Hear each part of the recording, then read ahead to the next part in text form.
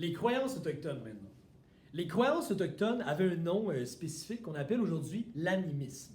L'animisme, ça ressemble au mot animal parce que dans ces croyances-là, on pensait que tout ce qui nous entourait, donc les animaux, les végétaux et même les métaux, avaient des esprits.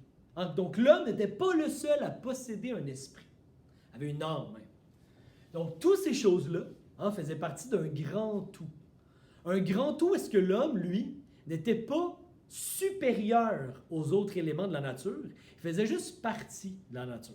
C'était pas un être supérieur, c'était un être qui faisait comme les autres. L'esprit d'un homme était aussi important que l'esprit d'un arbre, l'esprit d'un animal ou même l'esprit d'une roche. Donc, dans cette culture-là, la vision du monde est complètement différente de la nôtre. Au lieu d'être hiérarchique, elle va être vraiment plus circulaire, où est-ce que tout va être égal. Dans leurs croyances, les Autochtones allaient avoir beaucoup de rituels.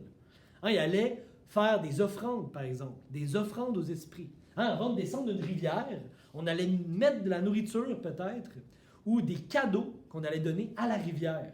Parce qu'on voulait convaincre l'esprit de la rivière de nous laisser passer dans ces rapides.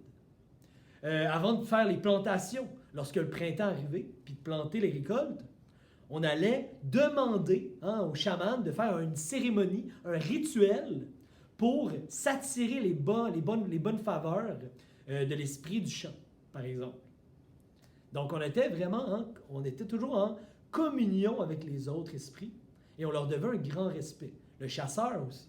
Avant de chasser, le chasseur allait demander à l'esprit de l'animal qu'il allait tuer s'il pouvait se laisser tuer pour le nourrir. Donc, il y avait vraiment un respect de la nature chez les Autochtones parce qu'il n'était pas supérieur à la nature, tout simplement. Même qu'on allait jusqu'à enterrer les ossements des animaux une fois de les avoir mangés.